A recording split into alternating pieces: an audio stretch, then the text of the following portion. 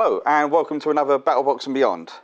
Once again, I'm with Mike. Hi, Kev. All right, and we've read a lot of the forum feedback about what you want us to talk about and which list to do next and which faction and all the rest of it. Trust me, we will get to the holds eventually. Just we need a bit of time to do research and well to play some games and so we know what we're talking about. Yep. But to carry on with the war machine. All of the people screaming out, we keep hearing you. So that's right. Retribution. Suck it, Cricks, you last. And get used to it. It's the only time you ever bloody are. Except against certain other armies. By the dragon. Well, not often. Nah, but let's start anyway. Okay, right. We're not bitter. Right, okay, Retribution, the Angry Elves. Their main stick is... Pointy ears. Well, they like their range quite a bit, but they've got... Well, most models in the army, even if they're combat, they still have a range option. Yeah.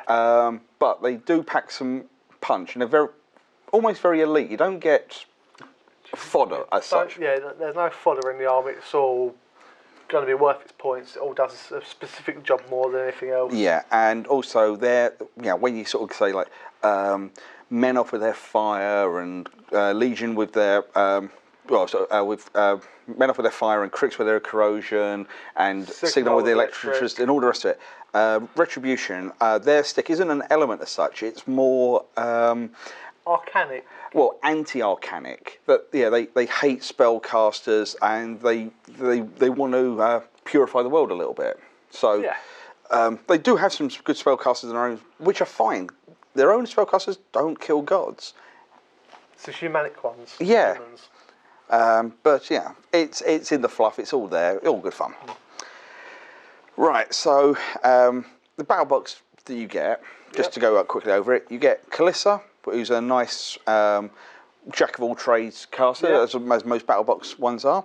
Then you get two light jacks. You've got the Chimera, which has got an arc node. And you've got the Griffin, which is quite a nice little utility light jack, very nippy. That's one of the shield, right? So it's like armor 18. And it also can move extra, and we'll get to it later on. And then you've got the Manticore, which is a general all-round beat face heavy. Solid heavy jack. Yes, nothing you wouldn't expect compared to any of the other battle boxes, but it's all good. Later on we'll go into more detail when we get to those. But so yeah, you've played a couple of games with those, and you're starting to find your feet. So you just want to go further. So where do you go? Right, first unit. Mike, I'll let you do this one. Mage Hunter Strike Force. It's a leader of 5 guns for 5 points, or a leader of 9 guns for 8. Seems pretty pricey compared to some of the other units we've chose. But they're good. They're well worth their points. They've got combined melee attacks, Pathfinder, stealth. Why they've got stealth with a defense of 14, I don't know. Well, yeah, they are meant to be. They need it. Well, if someone charges them, they're still dodgy in combat. So. Yep. But their main special rules. If you want to look at them, they're Mat and Rat 6. They've got a 12-inch range on the crossbow. And like I said, for melee, it's a power PNS 9 sword, saber. Yeah, nothing major. That's all good. But it's their one little ability we both love. Oh, no. It's the Arcane Assassin. Yeah. If you want to talk through this one, right. So how much you love it. War Machine players hate it more so than Holds, but we'll go for it. Arcane Assassin. When making an attack, ignore focus points overboosting a target's power field and spell effects adding to its armor or defense. Right. First things first. So War Machine players, if you go, oh, I'm armor 17 and I've got 5 focus on me. I'm armor 20. I can take all these power 10s. Whoa. You're not armor 20. You're back down to your basic. The focus you've camped means nothing. You go, oh, okay, I'll have Iron Flesh or Defender's Ward or Arcane Shield. No, ignores those. If you're facing holds, this is where it's important to make a note of which abilities have been cast through the Warlock as a spell, such as your Tenacity, for example. Yep. If the Shredder casts it on your Warlock, it's an Animi spell. Yeah, because this only ignores spell effects, so an Animi would still be effective. Yep, but if the Warlock cast, it's cast as a spell, so it's not effective. It might be worthwhile if, as a Retribution player, that when their opponent casts these animis and spells, that they either make a note of it on a bit of paper or on the token that the opponent puts down, they just put like a little star if it's a spell, for example. Well, they've actually got 2 different tokens in the Horde side of things. You've got animi and spell tokens. Well, some people make sure they put down the right one. Yeah, or if some people use other manufacturers to mark down. Yeah, just mark A for animi or like, S for spell. Or a little star or something. Just to otherwise it could lead to confusion, and you don't want that. But they have another ability called Jack Hunter. Yep. Basically, these guys are weapon master against jacks with their guns. Oh no, in melee as well. Sorry, I don't often see them in melee. But so you're going, power 10 against your armor 18 jack. Now we're rolling 3 dice each model. Couple of points, couple of points, couple of points. Oh, you've lost the system. They can wreck, or if not wreck, they can severely cripple a jack like that. My power 11 sword weapon masters against your armor 21 Kadorian jacks the other day. Yeah, that was charged. That was 4 dice as well. Yeah, but same aspect applies. Yeah, and also that was your broken dice. We're gonna move. Yeah, we'll just. I'm just saying they can do it. Look, I've had a couple of nights therapy already, so don't bring it up. But yeah, straight off, you're suddenly going 8 points for 10 guys with stealth, rat 6 with a range 10 crossbow, range 12, sorry, power 10 crossbow, with arcane assassin and jack hunter is good. What could you do to make that better? Put in a UA. Yeah. What does it do? All the above. Matt and Rat 7 instead, but he gives them advanced deployment. Yeah. Because they need the extra 6 inches. And it gives Tactics Phantom Seeker, which ignores line of sight when making ranged attacks. It ignores concealment, cover when resolving the attacks as well. Yeah. So first, if the model you're shooting at is trying to use cover bonuses to up their defence because they can't use their spells to protect them, that ignores it. Also, because it ignores line of sight, you can have these mage hunters behind a building, completely out of sight of everyone, shooting you. Their bullets just go through the wall, through the room, out the other wall, and strike the target. The one thing I wanted to ask about Phantom Seeker actually, does it ignore stealth? No. Stealth states it automatically misses, so no. Just to clear that one up. The only things it says there that it ignores is line of sight when making range attacks. That this model ignores concealment, cover when resolving. So if you've still got stealth, you're gold. Cool. But it's a personal thing for me here, the fact that, okay, you go tactics, advanced deployment. Tactics, they've always got it. That bloke, he leads the squad. They've been around for a while. He's just a better leader. They've learned how to be a bit more... like him. Yeah, to move up. Tactics Phantom Seeker. This means that even if he dies, they still have it. Yep. Why? I love this game, but if only that had been granted as an ability. So if he dies, it goes as it is. The amount of rep plays I've seen just go, yeah, we're throwing forward with all this because I've got all my bonuses no matter what. Even if this one model dies, it's that mate. You've got all your bonuses, so he is potent. I mean, I could go on, but yeah, they are very, very silly. The angles and what they can do to shoot at stuff. Well, they can shoot through forests and stuff, I'm assuming. Shoot through forests, like I said, the worst one is if they've got a building. Yeah. You could be running around the building, they're running the other side, still shooting you. You're just doing a Benny Hill. You're doing a Benny Hill thing, and they're very good though. That'll be a few problems. But the next unit, being the Dawnguard Sentinels. Yes. All right, so we've given you a shooting unit, or recommended a shooting unit now. So to give you a bit more option, the Sentinels. These are 6 guys for 6 points, or 10 guys for 9 points. So again, a little bit expensive, but as we said at the beginning, Retribution, they deal more with elite stuff that does the job right. It's Elven, as with all games that use elves, they're always elites. Yeah. They're never throwaway. Yeah. And these guys certainly aren't either. Yeah, I mean, Mat 7, power and strength 12 with great swords that have reach and weapon master. Yeah. Power 12 weapon master straight off is good. Add in the reach, add in Mat 7. Yeah. They have armor 15, but if they're in base-to-base contact with each another model in the unit, they have defensive line, so they get +2 armor. So they're armor 17. You can run as long as you're still in base-to-base. It's not as if you're doing a shield wall. So you can be moving up with a good armor to small arms fire. Yeah. And they have Jack Marshall if you really want to take some of the burden off your caster. Yep. But these guys, they get really nice when you put the UA in. Yes. To give them a few extra special rules. It's, in particular, the officer is granted vengeance. Yes, vengeance, right. These guys, because they're a bit heavier armoured... They're hard enough to kill as it is with light fire. Well, I mean, defense 12, yeah, not bad. Not great, though, but they're a bit slow because they're speed 5. Yep. Vengeance, in case you don't know, if you lose one or more models in your opponent's turn, at the start of your turn, they immediately move up to 3 inches and make a free attack if you want to. So suddenly, that's an extra 3 inches over the board. They can sit behind a wall.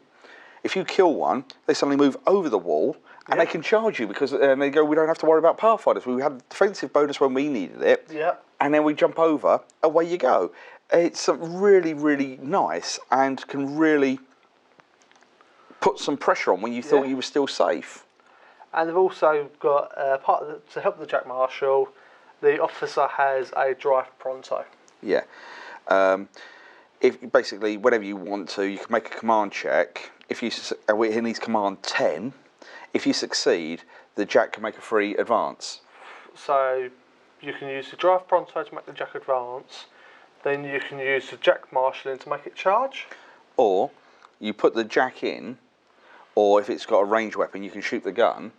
And then when you activate this unit, do the drive pronto to move the Jack out the way for your charge, or it's shot and then moves backwards out of counter. I was just thinking how far that'd be across the table if you can effectively advance your Jack and then charge. Yeah, you can. That's got to be a good 15 or so inches. Yeah, with command 10, the Jack's going to be in range still. Yeah, it's really, really good. Yeah, it's a very standalone section. You can have these guys, these 12 guys with a Jack holding a flank or holding an objective. Quite happily on their own. Very, very good unit. So we've done that. Yeah, so we've got a shooting unit, we've got a melee unit. What have we got next? We've got magic. We've gone the wrong way. Always. Almost as if I didn't know the books.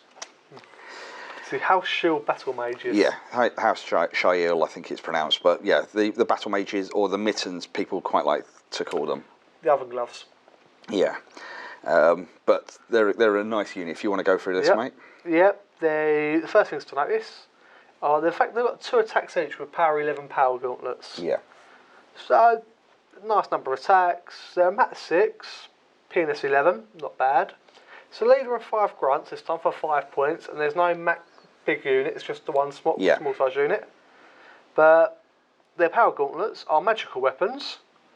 Always nice. Crix players out there with ghosts. All the ghosts, all the Scorn that have ethereal stuff. The Felgeist. The feral geist as well. There's enough little bits, or even the Men-Off Jacks going, oh, you can only attack us with magic. Yeah.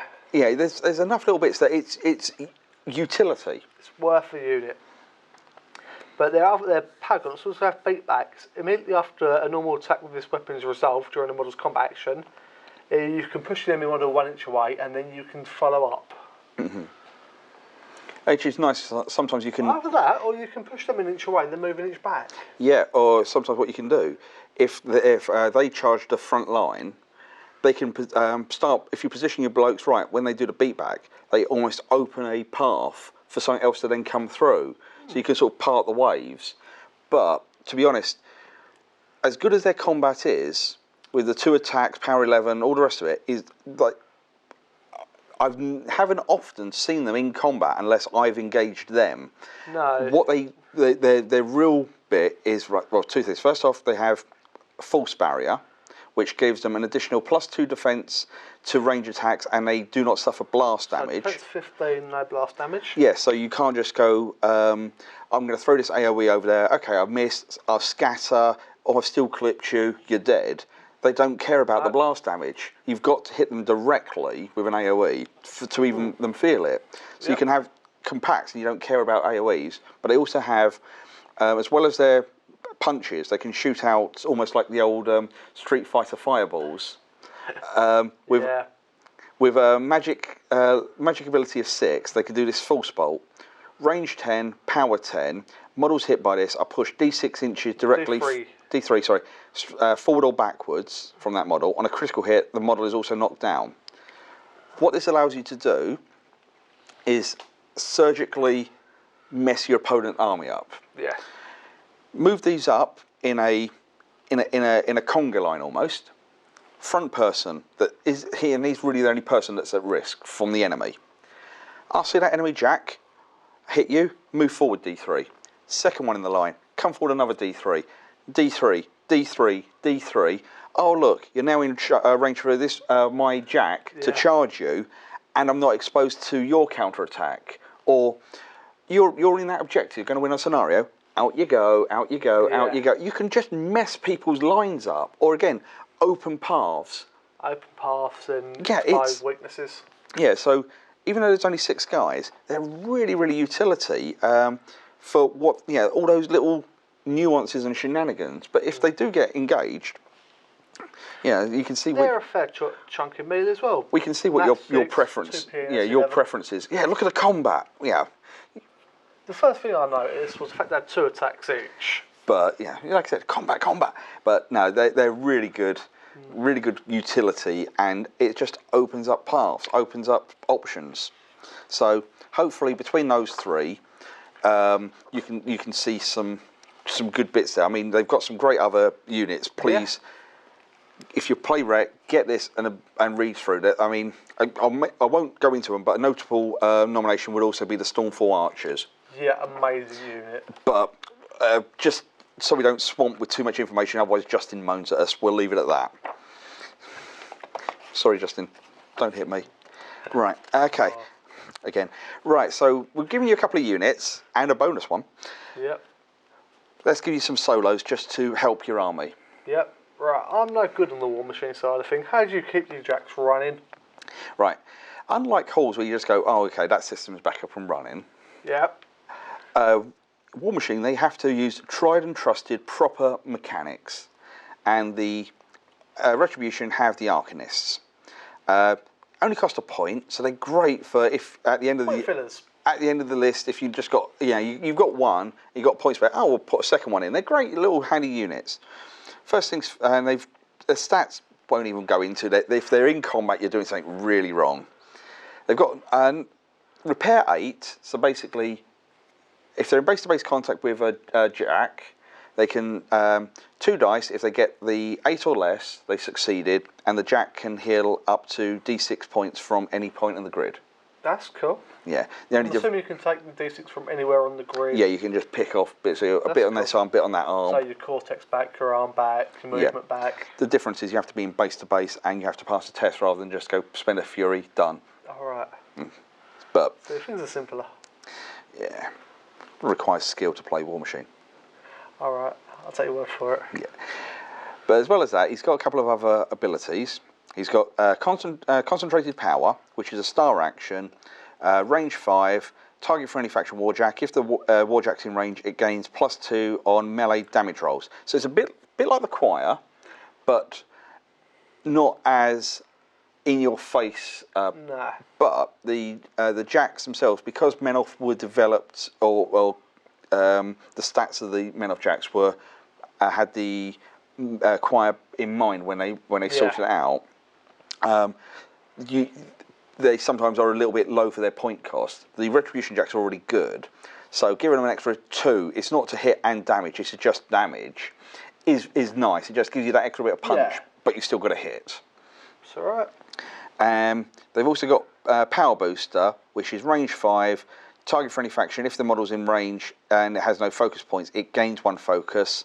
If the Warjack is disrupted, it's no longer disrupted. So if you're facing, say, Signal with all their electrical disruption, and if it's disrupted, your Warcaster can't give it any focus, and for a turn your Jack's a bit scuppered. This allows you to get round that. Okay, you won't get 3 focus worth of action out of the Jack, but it still has a focus, so it can still charge, it can still run, it can still boost, or it can still buy an attack, and it gets rid of that disruption. So it's still very handy. Could you do that on a Jack Marshal Jack and get essentially 3 benefits from it? Yeah, I mean, take the Dawn Guard for example. Yeah. Well, not Dawn Guard, the Dawn Guard Sentinels, weren't it? Well, the example I was going to use in the Kadoran art faction book, because it's one I used to do quite a bit. You could have a Colden Lord who's a Jack Marshal and also has this power boost. So a Jack that's with him, he can run or he can bite, charge, or boost an attack or whatever with the Jack Marshal ability. And he still had the power boost that you could give it. So yeah, you could have the Dawn Guards can be looking after running their Jack, and he can go over and go power boost. Yeah, it doesn't say battle group; it just says a Jack, a friendly faction Warjack. Yeah. So it's very utility, very handy, and for 1 point, speed 6, it could probably get across the table pretty quick to where it needs to be. It's never really a bad thing. So. So anyway, so very, very handy. The next one is one of your favourite ones. He is nice. He's more a threat on the table for his potential than what he actually does. But when it works, it's shocking, right? It's the really. It's not even in this book. Yeah, yes, it is. 90. You went 90. far. Straight past it. Mage Hunter Assassins. Mage Hunter Assassin. This guy don't like seeing them. Right. I really don't like seeing them. Right. Speed 7, Mat 7, with advanced deployment, Pathfinder, and stealth. That's a good set of stats right there. With defense 15, 5 wounds, 2 points. Straight off, that speed with that mat, good defense, advanced deployment. Yeah, it's a good package. Yes. Then he has Arcane Assassin, which we've already covered with the Mage Hunter Strike Force. So any buffs, ignore. Here's what I don't like seeing. Right, his weapon. Right, it's a first off, it's his chain blade. First off, it's Weapon Master. So it's power and strength 9, Weapon Master. Yeah. It's a chain weapon, so it ignores shields, bucklers, shield wall, all of that sort of stuff. And it has its ability called Chain Strike. It's the original model that had a 4-inch threat, a bit like your Throne of Everblight now, but he was the first one with it. It only is 4-inch when he attacks, during his activation, not during your opponents. So it isn't like a 4-inch area for free strikes or anything like that. Bear in mind. 1/2 inch for free strikes, 4-inch for when he's attacking. Yeah, and then his big one here, Decapitation. Because power 9 ain't quite strong enough with Weapon Master. Damage exceeding the armour of this model here is doubled. A model disabled by this cannot make tough rolls. Right, I've had it before where my armour 19 Vanguard was charged by one of these. Armour 19, no, down to 17 because of the shield. Yep. He hit. He rolled 4 dice because of the charge, so it was like dice -8. Rolled like a 14, 15. So that's 7 points of damage. 7 to suddenly go to 14 points of damage. That's half the Jack gone from a 2-point model. Yeah. And when it takes out a system or a movement, something else can follow in. I've heard of one case where I was either left a Carnivian on like 1 or 2 points, or one-shotted a Carnivian, just like, sort of armor 18, so it's -9, 4 dice, pretty much rolled maximum on the dice. I'll tell you what it sounds a lot like, actually, is My Little Princess, my Rias. Yeah, but The max I've got out of her being 26 damage, but she's power 12 instead of power 9. Yeah. But if she can do 26, this can easily do 20. Yeah. On a good day. Yeah, and it doesn't take, and like I said, it's not the fact that it will always do that. Mat 7, it's reasonable, don't get me wrong, but if you went against an enemy warcaster who say Def 15, 16, you still need good dice rolls to do it. But the threat, if you just go, if all it takes is my opponent to have one good turn, my warcaster, I've got some focus or a spell. No, you haven't. You're armor 15 There's again. No good camping. Yeah, yes. If you said an average warcaster at armor 15, yeah, that goes down. Yeah, so it's then suddenly 4 dice minus 6, doubling anything that gets through that. Yeah, and on 4 dice you should roll 1/6. Well, if you said average of 4 dice, that's 14 points. Minus 6, that's 8, 16 wounds. And if you have tough, you don't even have that. The majority of casters will be dead from 16 wounds. Yeah, 16, 18 wounds. Yeah, 16, 18 wounds. The majority will be... Or if not, they're on fumes from a 2-point model. Yeah. It's something you've got to respect. It might not be an out-and-out killer, but you can't afford to just go, don't worry about it. You can't afford to ignore them. And with Def 15 stealth, you've got to put some serious resources. Like I said, I don't see these things on the table anymore. Yeah, well, your Legion get past stealth, so just say, bang, take it off, right. Yeah, so it's first turn, it's gone, it's out my way, I forget about them. Right. But we've got some nice silos in there. Right, so now we'll go through the jacks. We'll also quickly go over the ones that are in the battle box as well, just to make sure everyone's on form. Okay, so first off, right, in the battle box, we have the Chimera. Warjack, Arc Node, Apparition, Field Dependent, Phantasmal Shield, all great rules. Yeah, well, just quickly, Arc Node, so it's in the rule book, it allows you to cast spells through that model as long as you're not engaged. Apparition, it gets to make a free 2-inch placement each turn, so you can just get around those angles, just get up the table, move back out of melee range so you can cast your spells without free strike. Get back out of melee range, charge back in. Anything like that, always handy. Field dependent, what that is Retribution jacks, if you look at their damage grids, are a lot smaller than normal jacks. Yes. It's because the Shaiil jacks, in the one of the expansion books, Wrath, another house from the Elven nation has joined the fight, and they use jacks that are more your regular jacks with big armor, more health points. The Shaiil jacks, I think it's Shaiil. Is it Vira jacks? I can't remember off the top of my head, but they have force fields, so you have to knock out all the points in the force field before you can actually hurt the jacks. And the force fields can regenerate. In certain ways, you can either spend a focus point to recover a point back, or some of them can recover automatically. Yep. But the field dependent, if it's lost the field generator areas on its damage grid, it doesn't get that apparition move. And also Phantom Field, it gets +1 defense against range and magic because it's a bit more blurry. Yeah, but each point of focus on it. Yeah, so but then again, you're putting a lot of focus in for you're not getting stuff. You're holding focus on a jack, which you're probably not going to be doing. Yeah. But it's that turn you've accidentally gone for it too much. Yeah, it's not a bad thing, but 6 points is a little bit expensive, but it's a good. It's because of the Arc Node ability. It's not a bad jack, but you just got to get table time with it. It's got 2-powered PNS 12 glaives with the open fist and combo strike. Yeah, so you get to practice the power attacks.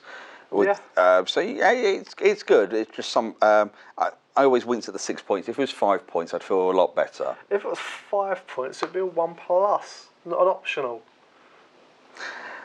Right. The other one being the Griffin. Now, it's my personal favourite looking one. I do like this one. It's kind of got a nice. It reminds me a bit of my Steelheads.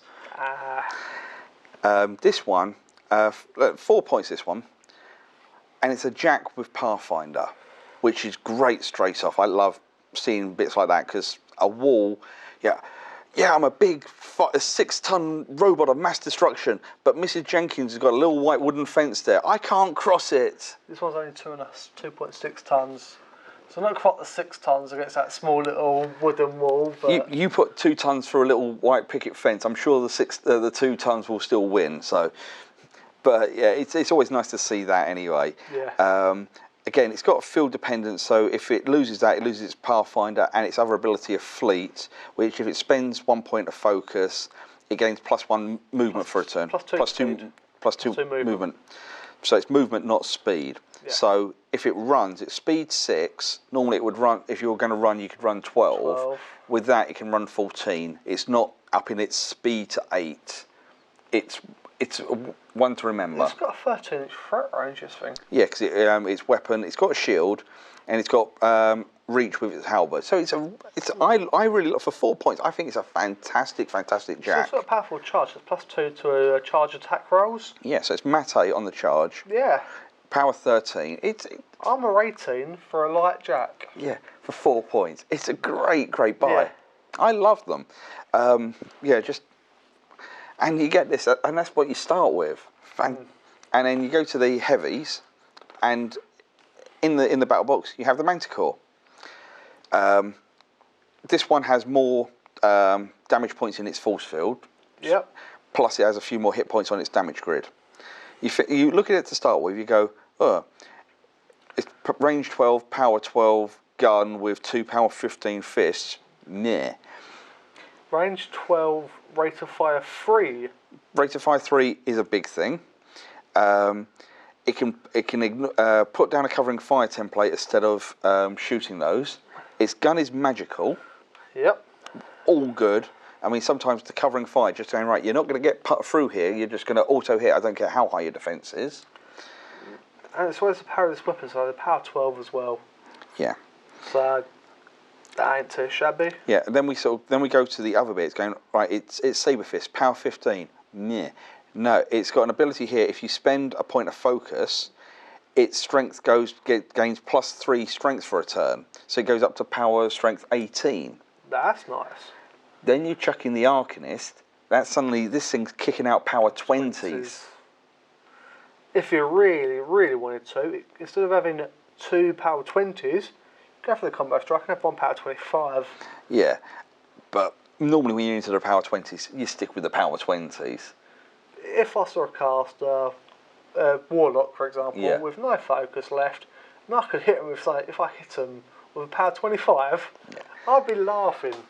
But, again, you just look at it face value, and it's the elven trickery. They look like they're hugging trees, skipping along, singing poetry, and then they suddenly kick it up a gear. And it can catch you out. It's a good jack. I do like it. Yeah. Then so now we'll come to the ones we think that should go along with that battle box. Yep. Just you've got your units and your solos now. You've got this battle box. Right. We want some more mangled metal. We want some more metal. Since the battle box has 2 lights and 1 heavy, I think we need to give it a bit more meat on. Yep. So, heavy. If you want to go through this one. Yeah, it's the Phoenix. Again, it's an arc node. Heavy with arc node. Which... Everyone loves an arc node. It's mental. Why would you put an arc node on a heavy? It means if you're in combat, all well and good because you're heavy. If you're not in combat, you're being used as an arc node. It gives you the options that... It gives you so many options. It's a Halo cannon, range 10, rate fire 1, AoE 3, power 14. So a nice solid... Critical fire with magical weapon. It's got an open fist at power 13 and a thermal blade at power 17. Again, if you look at the Arcanist, when it goes in, it's power 15 with that open fist, power 19 with that sword. I'm looking at just a continue fire and reach on the sword. Yeah. We ignore most of the other stuff. It's got like I said, quite a bit of health actually for the heavies compared to the Manticore. Yep. But it's also got 10 field damage boxes, and it can heal D6 a turn. Yeah, most of the other, all the other Warjacks, if they've still got the generator system available, if they spend a focus, the force field can be replenished D3, but you have to spend a point of focus. Yeah. The Phoenix, automatically at the start of the turn, D6, you don't have to pay for it, it just does it. So again, it adds its survivability. You don't just go, how many points in the damage grid plus 10, because every turn you're going, D6, D6. If you're just going, I'll nickel and dime it, it's going to laugh at you. You need to go in and hit it and keep hitting it until it stops moving. Either that or just take out the generator. Yeah. Once it's lost a generator, it loses its gun. But you've got to do 10 wounds before you're even on the grid. Yeah. But not only that, it has this combustion special attack. Yes. Models within 2 inches of this model suffer an automatic power 12 fire damage roll and the continuous fire effect. So you go, I'm going to swarm it with all this either chaff infantry or even high defense infantry, whatever. And you haven't got enough focus to buy enough attacks to sweep it away, and mechanothralls, whatever. You just go, boom, everything power 12. And if you don't die straight away, you're already on fire. So you might die at the beginning of your turn anyway. Yeah, it's a great field clearer, because you're saying, right, if it's engaged, it can't use its arc node. You do this first, so it clears where it is. Now, what I'm saying is, if you're engaged, you can't use the arc node. Yeah. But if you're engaged, you've got a power 17 sword. Well, yeah, you just walk into the middle of it, combust, and then it's an arc node that's ready to to do anything. It's really good. For 10 points, it's expensive, but it has reach. It has a gun. It has troop clearance. Yeah, power 17/19. It can wreck another jack. It's a jack of all trades, and it's good at all of them. And so that's that one. And then the other jack, because there's not too many in the Retribution book. No. We've looked elsewhere to find another perfect jack. In Wrath, the one of the expansions, we have when we go to the Retribution section. Right, so yes, right, so yeah, right, okay, I was correct. Right, the jacks with the force fields are from House Shail. Yep. The jacks that don't have that use the force fields purely for guns and have better armor, which are the newer ones in Wrath, are from House Via, or however you pronounce it. Worth remembering, because some of the theme forces do specify Shail or House Vile jacks, or Myrmidons as they're called. So it's worth bearing that in mind. Yeah, for later on when you're looking at theme forces, stuff like that. Yeah. So anyway, the one we've seen in here that I think is really good. I like it. I've seen them on the table and they're horrendous. It's the Banshee. Same cost as the Phoenix at 10 points. It doesn't have a force field, but it has a lot more damage points and a higher armour. Armour 19. Alright. It's got Force Cannon, which is range 12, power 14, no AoE. It's power 14 shot. But if you're hit by it, it's a magical weapon, but if you're hit by it, you get slammed D6 inches directly away. So if you slam into terrain, you can suffer collateral damage, you get knocked over. It gives a little bit of ball control. Yeah. Or like if a warcaster is hiding behind a jack. Right, we'll slam the jack, knock the enemy caster that the jack's just flown over. So the jack's now on its backside. It's taking a collateral hit as well, and the rest of your army can wail on it. It gives you options. Yeah. It has 2 void blades. A lot of the House Fire jacks, they have one big sword and one smaller sword. If you think of the old like the old samurais where they had 2 sized katanas. Yep. The bigger blade or the heavier blade normally has reach and is stronger. This one is definitely that. The heavy blade reach, the other one magical. They're both magical, but the other one doesn't have reach. No, both got grievous wounds, eh? Critical grievous wounds. So on a critical hit, the model loses tough, cannot be healed or be healed, and cannot transfer damage. So if you get that crit, it's fun days for that turn. Yeah. All of that is good. Yeah, that's good to start with. Happy days.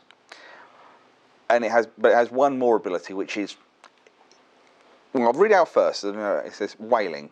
While within 5 inches of this model, enemy models cannot give or receive orders and cannot cast spells. You can't charge. You can't run. Shield wall. all of those type Assault. assault, bob and weave. They're all orders. Salt and battery. Yeah, any of those. It can just really mess up your opponent's turn. Oh, yeah. And then when you suddenly go, you can't cast spells. I've seen it before. A mate of mine, he was using Kane, I think it was, P. Kane, and he's run forward, done a load of his gunshots, and he's gone, right, I'm now going to teleport back behind this wall. And he was 4 3/4 inches away from a Banshee. So like, you can't teleport away now. Hiya! Bang! Yeah. It can catch you out. 5 inches. It's a surprising distance. It's with the large base, it is a good radius on that and can catch people out. And it's not saying you necessarily have to rely on every game, but it's also it's a nice benefit. Yeah, as long as the squad leader is caught in that area, Yep. the rest of the squad can be miles away, but he's the one that issues the order. If he can't give it, Yep. so you say go right. I'll move up to these weapon masters, close to these troops. You can't charge me now because of it can just mess people's plans up, and that's what Ret do. Yep. So definitely a good one there. That's 3 nice jacks. Yeah. So. There's some other good jacks in there. It's worth a read. So we've got 5 nice jacks now, 3 nice units, 2 solos. Cuddly toy, fondue set, the whole lot. So Let's start talking about the casters. Oh. The fun part. yeah, the real right. So first off, we might as well do Kaelyssa. We'll do Kaelyssa, starter box caster. Well, when you say start Battlebox, she's definitely not just for beginners. Yeah, she's a good caster. Oh, she's an amazing caster. Right. If you want to do this one. Yeah, she's speed 6, strength 6, mat 6, brat 7, defense 16, armor 14, command 8, rune bolt cannon, which is a range 12, rate of fire 3, power 10, and her vengeance blade is power 6 for a PNS of 12. She's got 7 focus, 16 damage, and she gives you 7 warjack points. That's good. 7 is good. 7's immense. That's wrong on its own. But other special rules she's got Pathfinder. She's got True Sight, which ignores concealment, camouflage, and stealth. If she can see you, she's shooting see you. Yeah. Yep, she's got the Witch Hound, which is if a model in this model's battle group in its control area is hit by any magic attack, immediately after the attack is resolved, one model in the model's battle group in its control area can make a full advance. 1 normal action. Be it a shot, be it an attack. Remember, she is in her own battle group. I know. That's always one to remember. It's not something you all the time, but it underlines the Retribution's hate of spellcasters and magic. But here's a bit I like. Her rune bolt cannon and vengeance, her blade, both have magic weapon, and they both have energy siphon, which when this attack hits an enemy model with 1 or more fury or focus points, it loses 1 or more fury or focus points, and this model gains 1 focus point. Yeah. So you could have, just trying to pick a, say you've got Thagrosh. Yeah. And you're camping 4. Okay, from the 4 transfers. Yeah, I like that. I shoot you. Okay. I do a power. I've kept all my 7 focus. So I've hit you. I'll spend 1 of those focus to do a boosted power 10. You suffer a couple of wounds. I don't even have to suffer wounds for you to take the focus, but yeah. Yeah, I take that off you. The 1 I spent to boost that, I've now got back, so she's got 7 again. Use that one to buy your I'll buy that one to buy the second shot, hit, boost the damage, take another 1 off you, and I'll get it back, and I can do the 3rd shot again. Oh, no, you've misread there. It's when you hit, you remove it. Yeah. So I hit you, take off your bit of focus, and use that bit of focus to boost my damage. Either or, but she can do the 3 shots and boosted damage, and still have a few focus there for either camping or a spell. And your 4 fury that you had is now down to 3 of it just disappeared. Yeah. Which can leave you a lot more exposed. Well, let's look at it another way. I have got, say Troll Bloods, my Maulers pretty much maxed out. I've got a couple of light beasts with nothing on them, but I'm hoping to get all my Fury back off my Mauler. Shoot the Mauler, take the Fury off. Mauler, take the Fury. I've then got to cut myself to get my Fury because I can't do nothing. It's options and options and everything. The ways around that, and just to be able to plink away like it's shocking. That's before we've even got to a list of spells. Well, it's also her feet. Yeah, we'll do the spells first because her feet always comes. We're going to do that last. Okay. So first one is Arcantric Bolt. It's a Warjack damaged by this attack becomes stationary. It's a cost of 2, it's a range of 10, it's a power of 12, and it's offensive. It's not upkeepable because it's blast, effectively. It's Arcane Reckoning. It's cost of 3, range of 6, upkeepable yes, offensive no. And if you want to go through what it does. Target for any faction model stroke unit gains Whiplash. When an enemy model misses an attack, misses a model with Whiplash with a magic attack, the attacking model becomes the target and is automatically hit by it. Right, so say you've got your Hex Hunters. Yep, my Legion of Hex Hunters love them. Right, and you're shooting the Mage Hunter Strike Force. Okay. And that Mage Hunter has got Mage Hunter Strike Force has got Arcane Reckoning on them. Yeah, okay. You shoot them, you miss, suddenly your Hex Hunter suffers the power 13. It's dead. Yeah. 4 dice have rolled. Yeah. Even if you don't cast a spell at that unit now, it's made you You're not casting spells on that target now. Yeah. It's made you go, I don't really want to now. It can be effective, but I'd say it's more a psychological one. Yeah. Definitely. So, and against, imagine if that was against, you had Kaelyssa versus your Bethane and Belphegor. That's fine. Well, the Death 15, I know you're getting a boosted on the feet turn, but that's still a 50-50. It's not quite, but... It could be... It's in my favour slightly. Yeah, but it's still a nasty one just to have that there. Yeah, I weren't looking at it for that. I was looking at if someone like Val or E. Haley misses a spell.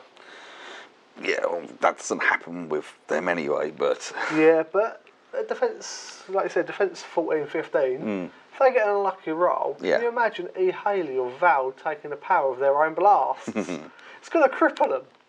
Sorry, I'm just in a moment here just thinking it. Right, okay, back to this, right. You like that one idea then? Right, okay, back to the spells. Yep, we've got Backlash next, which is a cost of 3, range of 8, it's upkeepable and it's offensive, I can believe that. It's when the target enemy Warjack, that's part of a battle group, is damaged, its controller suffers 1 damage point. Yeah, so, again, it's attacking, or doing damage to you in weird angles. So you've got your caster safely hidden behind some terrain or behind troops. Yep. But they put their jack up doing some damage. You cast it on that, and then you charge it with your Dawnguard sentinels. I'm looking at doing something different. No, but no, I'm just using that as an example. Yep.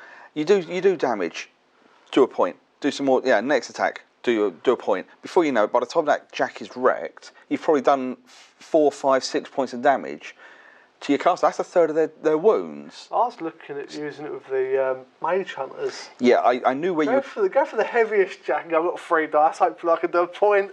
Yeah, just as long as you do a point, you're doing it back. But yeah, it's you've got to weigh it out because you don't want to go in with your heaviest hit because then you'll only do if you wreck a jack in 4 swings, you're only 4 points. So you want to almost just plink.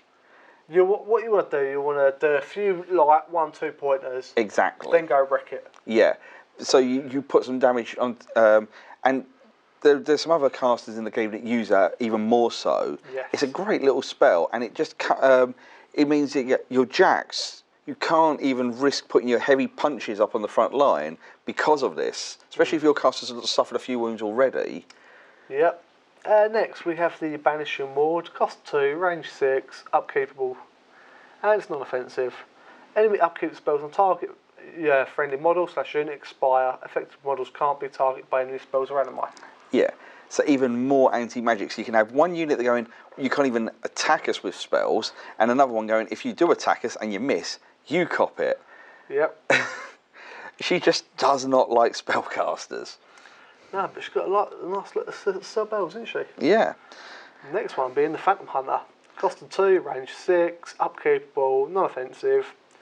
Target model of this model's battle group ignores line of sight when making charges, slams and power attacks. This model ignores concealment and cover when resolving attacks. Yeah, so suddenly this model, if you cast it on a jack, it can charge backwards, so you can't sort of go... Can it? It's saying ignoring line of sight when making charges, slams and attacks, because normally you have to see a target to charge it. Yep. So if you go, oh, I'll outmaneuver you. Oh, look, I don't need line of sight to charge you. I'll charge backwards. I still thought you had to be in the front arc, but that's cool. Ignores concealment and cover when resolving attacks. So if you're hiding behind a wall, you go, oh, I'll have +2 defense. No, you're not. Oh, look, you're hiding behind that. I've got all the jacks come with guns. I'll shoot you. I'll ignore that cover. Yeah, it's a nice little spell. It has some real layers to it. Yeah, and the last one of her spells is Rift. Cost 3, range 8, AoE 4, power 13. Not upkeepable, but it's offensive. Mm-hmm. It's rough terrain. The 4-inch AoE is rough terrain, remains in play for 1 round. Yeah. But it's a 4-inch AoE, power 13. It ain't too shabby. No, and the fact that what we was doing earlier with the energy siphon. Yep. Yeah, by the time you've done the 3 shots, your opponent might not have any transfers or focus left. Yep. You can throw in a couple of arcantric bolts, power 12, boosted damage. You chuck in a rift, power 13, boosted damage. You can do some... Yeah. Yeah, she's going, oh, the power it cost me to cast that spell, I've taken from you, basically. Yeah. Yeah, she's really good. And then we get to finally the last bit, is her feat. The Vanishing. For 1 round, while in Kaelyssa's control area, friendly faction models gain stealth and cannot be charged. So you can move up, as long as you're outside of the enemy's basic walk threat range, you can set up for you to have the charge next turn quite freely. It's not that, it's the fact that if I'm further than, say 10 inches, for example, say 10.5 inches, you're not allowed to charge me. Nope. And if you're not within 5 inches, you're not allowed to shoot me. Yeah. Obviously, we all know there are a few bits that ignore stealth, but in the grand scheme of things, suddenly we're going, right, we can set up to be about 7-8 inches away. You can't charge us, and unless you walk backwards, we're going to charge you. Yeah. And so you can set up the alpha strike, you can apply the pressure without even rolling a dice. That feat is horrendous. And the fact that more of your models will get over the table. Yeah. It's a good spell. Yeah, and now let's go to the 2 we've suggested. Yeah. Right, first off, Adeptus Rahn. Right, whereas Kaelyssa is all about the anti-magic, Rahn is all about giving the magic out with interest. Yep. Right, he's speed 5, strength 6, mat 6, rat 4, defense 14, armor 16, command 9. Not great stats, he's a bit of an old man. Yeah, a bit of an old elf. His weapon, which is called Balance, is got power and strength of 12, 8 focus. That's it. There's a killer right there. 16 damage points, 6 warjack points. Right, he's got force barrier, same as the battle mages that he trains. Yep. So his defense of 14 is actually 16 to range attack rolls, and he doesn't suffer blast damage, which is always nice. Balance is a magic weapon with reach and beat back, and also critical smite. So on a critical hit, the model gets knocked back d6 inches away. Yep. If you really have him in combat, things are getting a bit dicey. Yeah, but it's the fact that he's got that little bit, I can hit you, throw you away. Yeah. Now we'll get to his main bits, his spells. Yes. Right, Chain Blast. Cost 3, range 10, 3-inch AoE, power 12, offensive. After determining the point of impact for the attack, roll deviation for an additional 3-inch template from that point. Models in that AoE hit and suffer a power 6 blast damage. So even if it scatters, and you just work out where that first one scatters to, you get your point, and you roll a second template. If you hit with the first one, and with focus 8, he may well hit. He can on his own carpet bomb parts of the table. Yeah. Power 6 won't take out heavy infantry, but the gun mages, the Nis hunters, the rangers, the Keelyssa assassins. That was hard to hit, but it's a template, so who cares? Yeah, always good. Force blast, cost 3, range control, AOE style, not offensive, not upkeepable. Target model in this model's battle group in its control area. Enemies within 2 inches of it are pushed 4 inches directly away in the order you choose.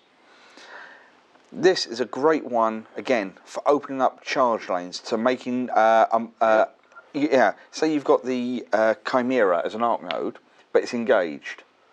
It's engaged with reach troops, so even with your phasing, you can't move away, or that shield's gone. Oh look, I'll just move everything 4 inches away. The arc nodes are now back in play. Yeah. Oh look, I want to get you out of this zone so I can win, get a scenario point. Out you go. Yep. You don't need a dice roll. It just automatically you push 4 inches. And a fair distance as well. And because you do it in the order you want, you don't go, oh, this person knocks into that one hit, it stops. You can move the back person first. Yep. Yeah, it's control. Force field, 3 focus, range self, AoE is control, and it's upkeepable. Yep. This model does not suffer blast or collateral damage, which you couldn't anyway. Cannot be knocked and cannot be knocked down.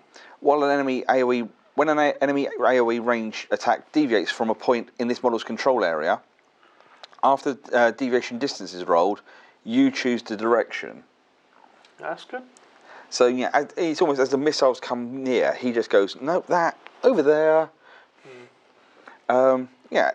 Very powerful. So if you're just thinking of just carpet bombing an area, you don't go, I don't care if I miss, I'm just going to put enough templates down.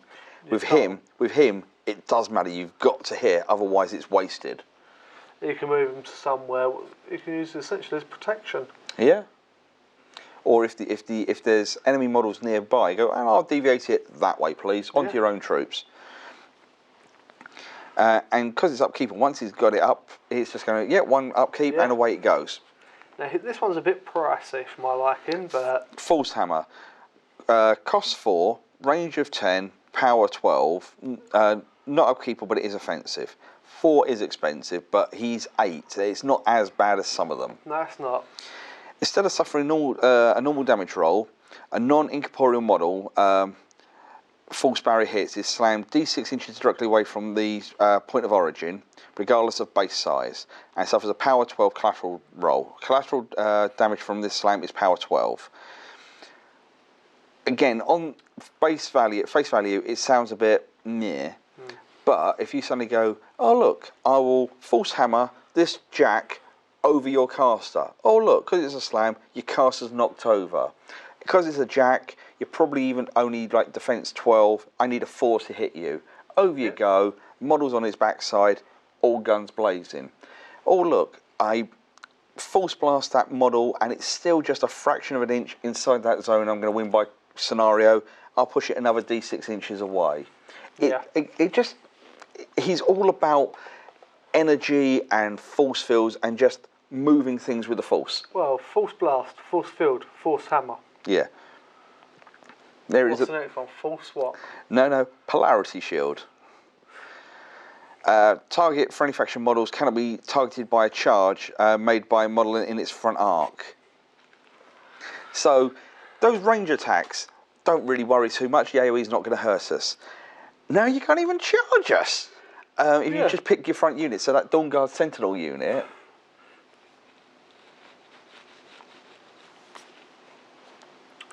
I'm a 17 because they're base to base going, can't charge us. Yeah. Sorry, not your day today, mate.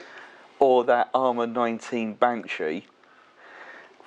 You can only walk up to us and hit me. You don't even get the charge bonus. Yeah, but in all fairness, the charge bonus is like just boosting the damage. Yeah, so... It's when you need the extra movement. Yeah, there's all sorts of, fun bits there. And then finally, this is the real cherry on the cake. Yep. Telekinesis. Cost 2, range 8, non-upkeepable. And it's a star on offensive. Basically, if you put it on a friendly, cast it on a friendly model, automatically happens. Enemy model, you've got to roll to hit.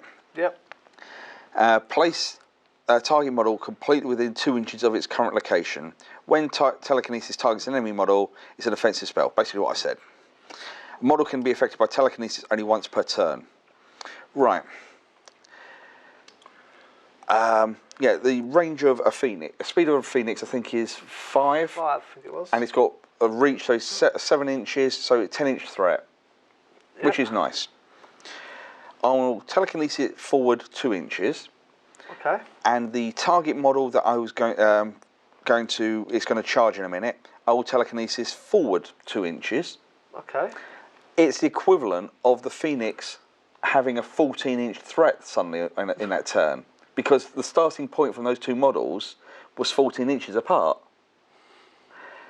But wait, it says place. That enemy model that I place 2 inches, I can face in any direction. I'm now going to make it so the phoenix charges its back. Yep.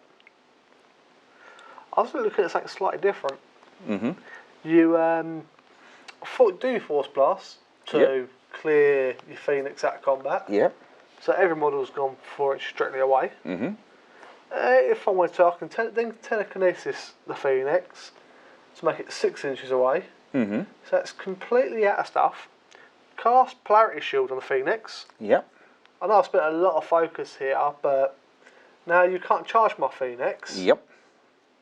And you've just set yourself up for nothing wants to run past it. Yep. And nothing can charge it. Yeah. He's all about those movement shenanigans and placement. If you can control, he really is. He won't necessarily destroy stuff out because the spells aren't that nasty in damage wise. But you move over there, you come over here, you lot go push over there. Your turn to face this way. And he dictates the table. Yeah. Just a problem when you're not playing your own game. Then we come to his feats. Yes. While in Rahn's control area, friendly faction models gain +2 range to their non-channeling spells, and their magic attack rolls and damage rolls are boosted.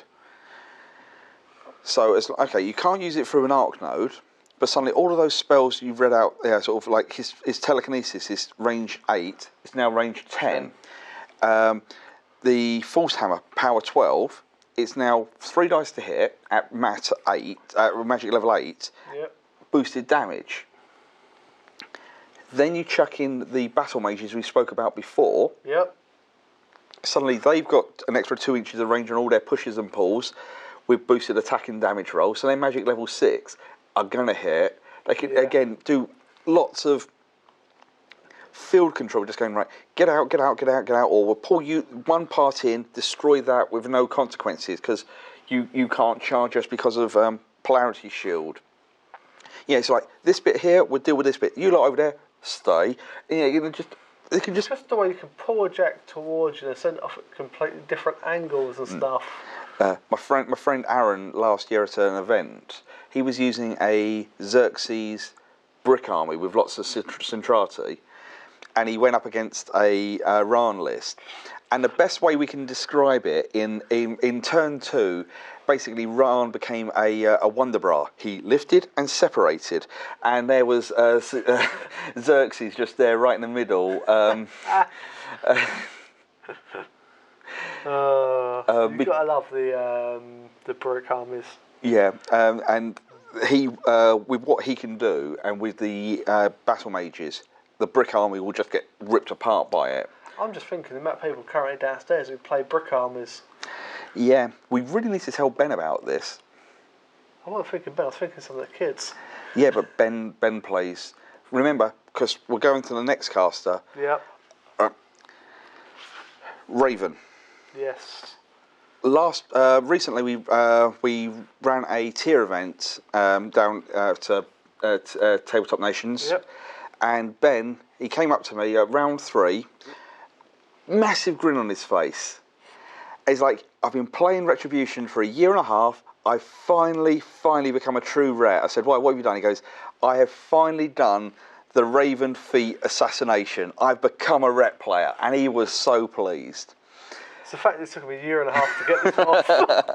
He's never a true rep player. Hopefully, Ben, I'm proud of you anyway. He's not, but I am. It took him a year and a half. I started playing Lilith, 10 minutes I'd learned how to kill someone with snipe. Oh, look, Lilith. Pop, pop, pop, I win. Yawn. It was fun for me. Anyway. Yeah, speed 6, strength 6, mat 7, rat 7, defense 15, armour 16, command 9. She's got a hell ball, which is a range 12, rate of fire 1, power 12, and her sword or weapon is called Blade. Well, the weapon itself is called Hellbore, and it's the blade on it. Ah, that makes sense now. It's power 7, so PS 13. Which is all good. Yeah, she's focus 6, damage 16, 6 warjack points. Yep, good stats to go with. Yeah. She's a gunfighter, so she shoots you and then slashes you. Yeah, she can use a weapon in combat. So Yep. always a good thing. She's got quick quirk, so when she destroys one or more enemy models with melee attack, she can then make one ranged attack. So yeah, lot of freebies, always fun. She's got Swift Hunter. Yep, destroys an enemy model with a normal ranged attack immediately after attack is resolved, advance 2 inches. So she can almost charge in, kill a bunch of guys with her blade, shoot another one that's slightly further away if she wants to, and then move back 2 inches to get a little bit out of harm's way. So lots of nice bits going on there. And Virtuoso, she can make melee and ranged attacks during the same combat action. And when she makes her initial attack, she makes all her initial attacks. So she always gets her shot, she always gets her blade. Yeah, so all good stuff. Both parts of her weapon are magical, and the blade part is reach because it's almost just like a giant rifle stroke quarterstaff. Yeah, the way it's designed. And not only that, she's got Thresher, so she just holds one end and just swings it. So it's right, she holds the end, swings it, hopefully kills someone so she can shoot someone else in the face. And then, for free, then she can shoot another person in the face because of Virtuoso, and she can potentially move 4 inches because of it.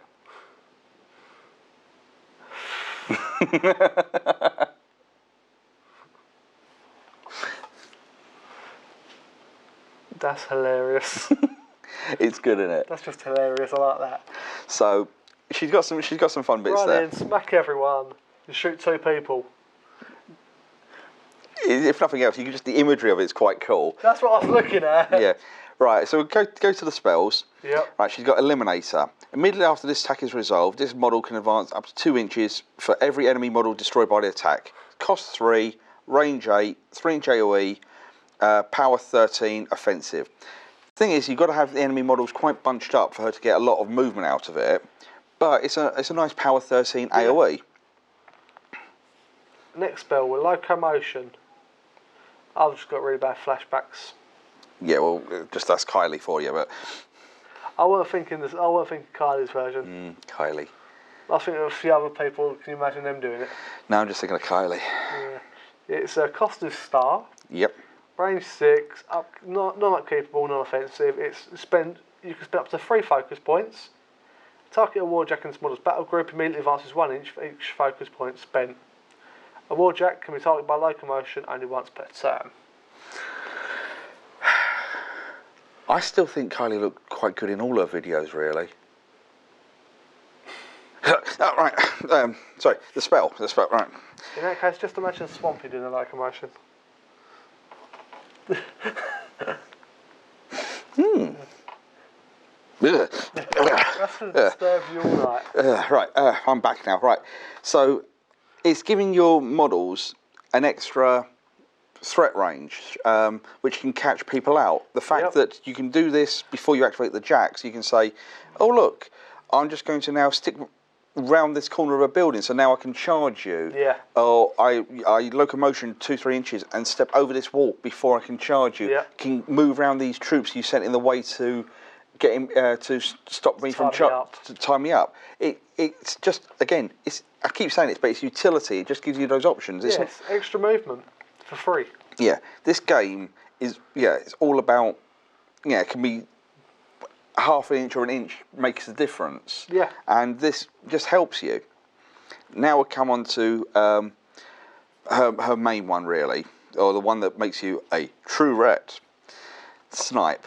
Yeah, cost 2, range 6, upkeepable, non-offensive, target friendly model/units, ranged weapons gain +4 range. +4 range is always good. It might make the difference of you being able to aim, so you get bonus to hit, or having to walk to be able to just move up and just put that threat on. So it's a great spell. Next one is the Veil of Mists. Yeah, cost 3, range control, 4-inch AoE, upkeepable, not offensive. Place the 4-inch AoE cloud anywhere you like in the control area. It doesn't block line of sight to friendly faction models. While in the AoE, friendly faction models gain Pathfinder and can move through obstructions and other models if they have enough movement. So you can suddenly say, I'll put this over this wood or over this building. My stuff can move through it. Or I'm going to put this here, and so you can't see me to charge me, but we'll see you. It's a one-way mirror. Yeah. Which is quite dirty. Yeah. And then finally, Vortex of Destruction. Yeah, it's a cost 2, range self, and it's upkeepable. Damage rolls against enemy models in the model's melee range are automatically boosted. Yeah. Remember, she's got reach, and as long as a model is in her melee range, so she can be this side. 2 inches from her can be an enemy jack, and you can be attacking from this side. Your attacks are still boosted. I'm just looking at that Thresher. Every one of them attacks being boosted damage. Weapon Master, yeah. Suddenly, Power 13 Weapon Master Thresher. She can put damage out at all sorts of angles, and then we come to her feet. While in Raven's control area, friendly faction models gain boosted attack roll and Swift Hunter. This is where it's worth noticing it's boosted ranged attack, not just attack rolls. Yeah, this is where we sort of Ben's bit about being a true rep player now. What he was able to do was put Snipe on his Mage Hunter Assassins strike force, so they're suddenly range 16. They move 6 inches, so that's 22. Yeah. They've got advanced deployment, so that's 28. And they're so from where they started, from the your deployment line, they're threatening stuff 28 inches away, boosted attack rolls, and just caster kill, because with the Arcane Assassin, they're not getting any of the boost. Classic one I heard of in the first year of the ETC. First round, a mate of mine, Chris, he was playing Ret, and he went up against this Signar Force, and it was using Nemo 1. Nemo 1, he's got really old man stats. First turn, blokes cast a couple of spells, put a couple of folks out on jacks, and then moved up to get up the table. And then Chris had just literally gone, turn 1, snipe, feet, win. And it's just like, So you're 14, 15 wounds and your armour 14.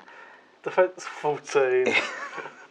Ding, ding, ding, ding, ding, ding, ding. That's got to be like shooting fish in a barrel with a grenade. Yeah, it wasn't pretty, and Chris was very bored for about an hour, or about nearly 2 hours for the round to end. Well, ironically, so essentially the game was like shooting fish in a barrel. Mm-hmm. Nemo being a fish. Yeah. But she's got some great ranged threats there, some good little utility bits, but she can dish out in melee afterwards, so she's a good all-rounder. So anyway, so I can just wander off and think of Kylie a bit more, I'm going to call this a day. Hopefully this has been useful. Yep. And any comments, please, below. We like to hear any feedback, and we'll try and improve if we can.